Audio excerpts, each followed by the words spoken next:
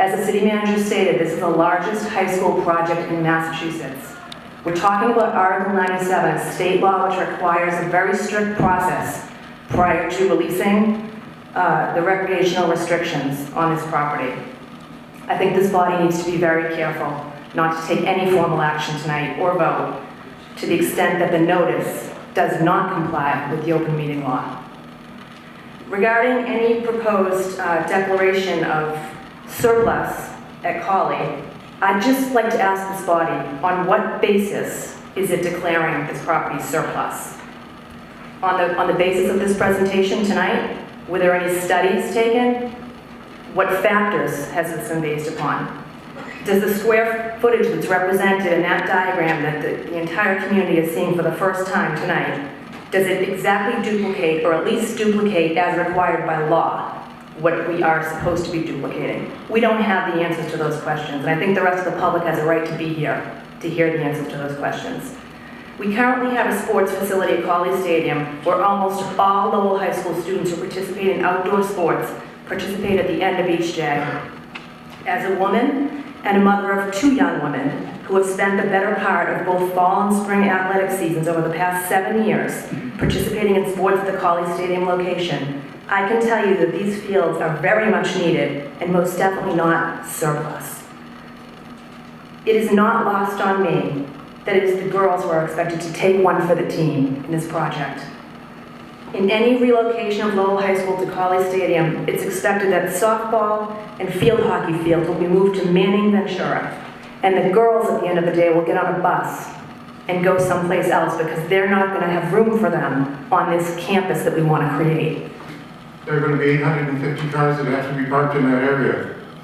And I'm not sure where the parking is going to be, but it won't be on the left side of the arena.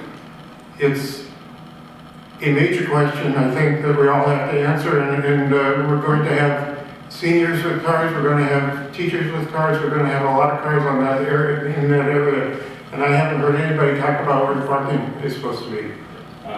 My understanding, it was Article 97, and the fields and their surplus state. I've resided in the city for 44 years. I was a custodian at the school department at Lowell High School during the last renovation. I've been a city employee for 21 years. I've coached girls sports for 17. I've been at those fields actively and the Cawley complex for the last 12 years. I wasn't motivated to speak. I'm willing, like a lot of people, to entertain both sides of the argument, weigh the costs and the benefits of the educational benefits, the sports benefits, and the benefits that I see that aren't spoken about often, but regardless. The reason that I came up to the podium to speak is the placement of these the placement of these fields that are supposed to serve as replication for fields that are presently located at Cawley Stadium. The purpose is to have this main encompassing campus that all students can use, and I see fields that are principally utilized by females that are being relocated to the other side of the city. And I'm confused by that. These fields aren't built. This is the first time that the public's seeing this demonstration. I'm confused by that as well. In everything I've seen so far in this project, that a lot of elected and appointed officials are giving a great deal of time, thought, and energy into doing the right thing for not only our students, but the city of Lowell. Whether the high school is downtown or at Cawley Stadium should be decided on the merits of the best educational atmosphere, the best facility, and the best location. To eliminate one location because a board does not move things forward would put a cloud on the entire process. I do not have an opinion as to where the high school should go. I didn't go to Lowell High. My wife didn't go to Lowell High, so we have no warm, fuzzy feelings about Lowell High. But I did send my 6 kids to Lowell High. And it never, ever did we ever feel that the education they got downtown was inferior in any way. Now, I know there's a lot of anger, frustration that this board has to make a decision tonight. We're an appointed board, and it's unfortunate that it's come to this. It's unfortunate that Article 97 was found at the last minute. I would say, looking at it positively, thank God it was found at the last minute. It wasn't found 7 months from now. I can't speak for all board members. We have a few newbies here, but I've been on the board for almost 20 years, and John's been on the board for over 30 years. And every last Wednesday of every month, we go down to DPD room, and we try to do what's best for the city and the community. We try to do our civic duty. We have never been paid. We've never been given health insurance. We just do it because we like and love the city of Lowell. How do we get to this point? Let me back up a little bit. I'm going to read off some schools and see if you can figure out if you see a pattern here. We've got the Pine, the Riley, the Sullivan, the Butler, the Shaughnessy, the Merklin, the Robinson, and the McAuliffe.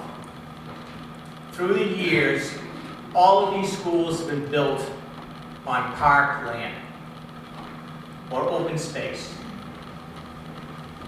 The city never replaced any of that space.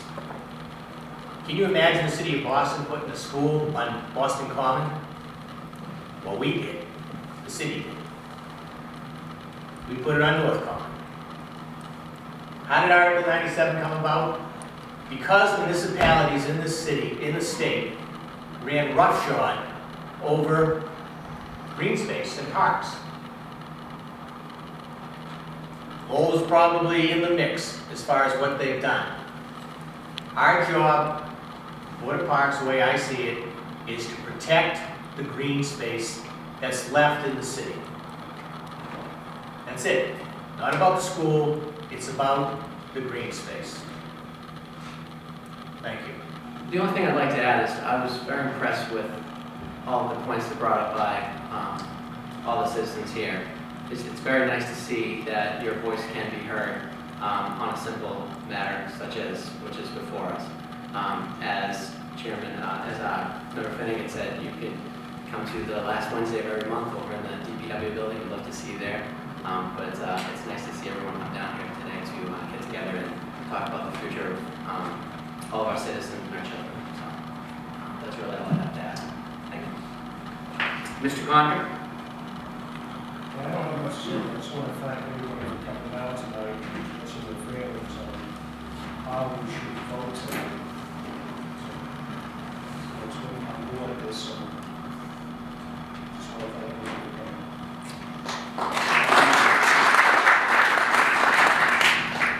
Mr. Rocha, please. Hi, so I am also one of the newbies that Peter was talking about. I'm new to the board. I do also want to thank people for coming and giving their comments tonight. It was very insightful. It was interesting to listen to both sides. I'm a mom and a teacher in Lowell, and I do think that it's important for everybody to have an opinion on this. But I do also want just to point out that I do think it's important that we stay focused on the fact that we are voting on the article. And we have an opportunity here tonight to show how that works. That there is a process. The manager talks about a process, and the process does involve transparency. You know, I mean, I firmly believe that the Board of Parks should not be the deciding board as to where the high school should be located. Our job is to determine whether Article 97 is being adhered to. Let the rest of it go through that process. You know, as Peter Finnegan said, you know, our purview, you know, is to maintain and preserve all the city's lands, you know, that have been trusted under our care, to make sure that things don't happen that we don't want to. You know, you heard Mr. Connor talk about the law that we're entitled to clean air and clean space, and that's been established and re-ratified a couple of times over the years to protect us from ourselves. You know, there is a process available here, you know, to convert this land, you know, to viable cost of locating Lowell High School. That's the process. You know, the city manager has stated, you know, to believe in the process. And that process leads to transparency, that all things are above boards. You know, we look at a lot of writings in the paper, some were positive, some were negative, some were true, some were not true. That's not what we're here to discuss tonight. We're here to move forward, put that behind us, and unite as a city in how we go forward, to believe in the process. You know, any process in order to be successful must have sound information and facts in order for the individuals to make an educated decision. You know, and that's what we've been provided with over the last few weeks. And that's why most of us have not had any comment as to which way we're going to vote. 97 disposition parcels of land associated with 512 Clark Road and 512.1 Clark Road, which currently contain public parking and athletic fields. Hereafter, Clark Road Fields, and a parcel of land at 438 Douglas Road, which currently contains a parking lot for the Cawley Stadium, 438 Douglas. The Clark Road Fields are athletic fields and public parkland owned by the city of Lowell, located to the north and west of the intersection of Clark Road and Village Street, including the easterly portion of Borders Clark Road is within the boundaries of Tewksbury. And 438 Douglas is a parcel owned by the city of Lowell that provides parking for the Cawley Stadium, and the city of Lowell is desirous of potentially erecting a public school on a portion of the Clark Road Fields, and as part of the potential school project, the use of the land at 438 Douglas would be altered to recreational use in connection with the school, and the city receives state funds in part to improve the Clark Road Fields and the Cawley Stadium, and as a result will undertake procedures in accordance with Article 97 of the Massachusetts Constitution, Massachusetts General Laws, Chapter 45, Section 7, and other applicable statutes concerning such potential erection of a public school, and there should be no net loss of municipal recreational use as a result of this designation, because the recreational uses currently provided by the Clark Field roads will be replicated in full if a public school is erected on a portion of the Clark Road Fields. Further, additional parking will be provided if the land 438 Douglas is altered to recreational use. Now therefore be voted by the Board of Parks, with the Board of Parks of the City of Lowell by unanimous vote hereby designate the Clark Road Fields in 438 Douglas as surplus and subject to Article 97 disposition. Roll call, please. Chairman Lenihan, excuse me. Yes, I'm in favor. Mr. Finnegan. No, I'm not. Mr. Cantor. Yes. Mr. Royal. Yes. Mr. Roches. Yes. That's 4 yeas, 1 nay.